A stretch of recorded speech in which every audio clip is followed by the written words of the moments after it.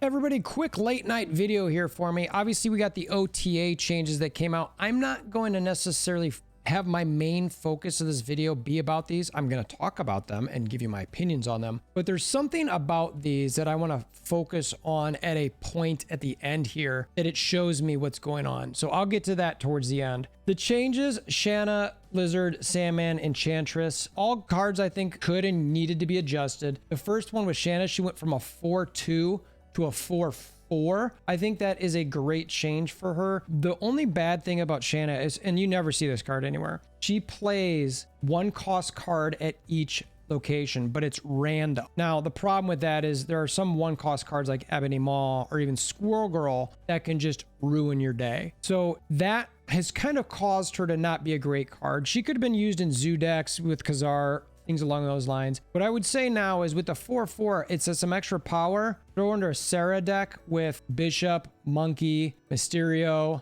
You're going to get a pretty good turn 6 there if you don't get Leeched or Sandman. So keep an eye out for those decks. If you're seeing them, I would recommend making sure that you have those Sandman, Leeches, etc. Lizard, this is interesting. So he's got the same cost and power, but if somebody plays 4 cards at that location, it's now -4 power. It becomes a 2-1, which is a pretty bad card. I think this is a pretty hard nerf on Lizard. A lot of people are going to say he's done, he's dead, etc. But this is the one thing I will say is that one, you can certainly play him with cards like Zero. And more importantly, I think what you could do is like, you know what? I'm going to put Lizard in this lane and I'm just going to lose it. I'm fine losing that lane because you know that your opponent might commit 4 cards there just to get it to 1. And then you focus on the other 2 lanes. So it could be a distraction tactic there. So I would recommend, if you're still thinking about playing Lizard, thinking about using it in that manner. Sandman, I said this in the video the other day, he got nerfed. I said 5-4. Oddly enough, originally on Discord, I was talking about 5-3. I don't know if I said 5-2, but I was talking a low number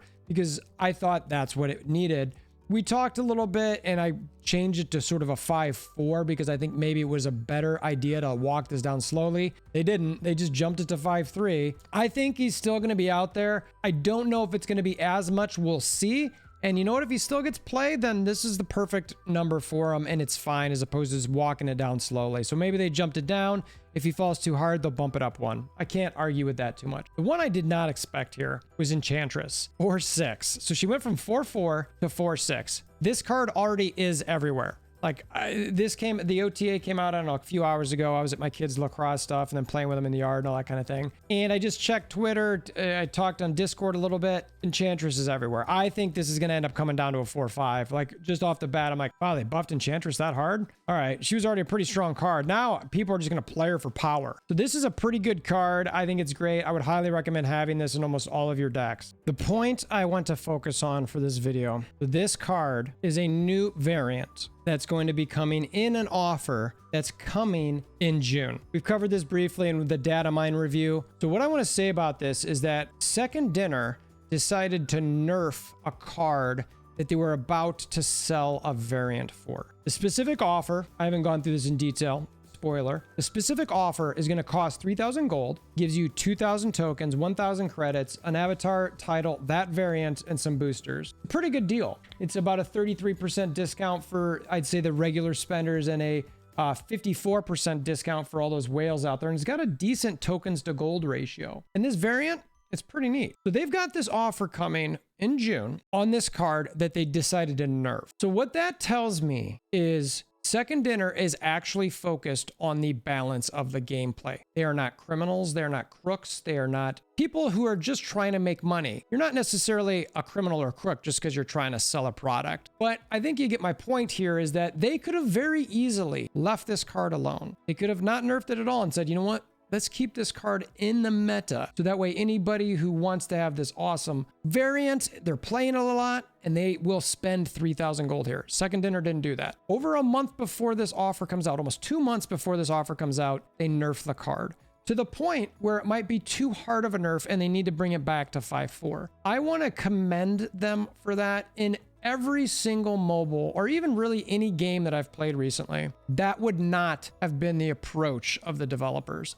at all. The game masters, whatever you want to call them. Now, I know developers sometimes are different than the finance people and they count all that, whatever. The company would not have released or made that type of change in a card. And I just was floored. I was like, wow, we were talking about this on Discord again, and it got brought up. I'm like, you know what this tells me is they actually care about the balance of the game. They're not just going to sacrifice the balance of the game to make a few extra dollars. They want to make sure that the game is fun, it's good, and it is balanced. The money will come if it is. And you know what? I think that's the right approach personally. I wanted to draw attention to this because I find it so rare in the gaming community these days.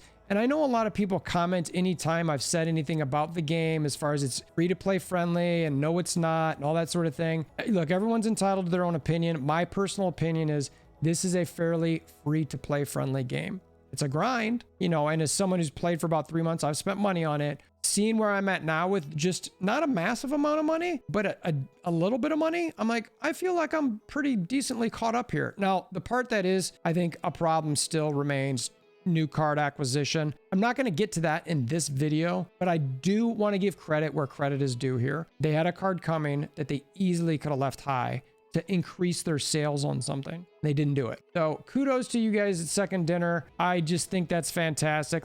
Let me know if you guys see it that way at all. I'm curious. The rest of the changes here on the OTA, I think they're all pretty solid. So I like what they've done here. You know, they talk about making sure they buff one each week. It's Shanna. That's it. Well, and they did 2 actually, and Enchantress. So they buffed 2 this week. Good on them. 2-2. I dig it. Let me know what your thoughts are on 1, the concept that they didn't just necessarily try to hold a card high up to make more money off of it. And 2, what you think of the OTA changes. Love to hear from you guys about it. And as always, I'm still doing that Blitz/subathon to get 1,000 subscribers. So if you want to subscribe, very much appreciate it. If you want to help get to that subscriber mark, feel free to share with your aunts, uncles, nieces, nephews, and hammer down that like button before you get out of here. And until next time, I hope you have a wonderful day.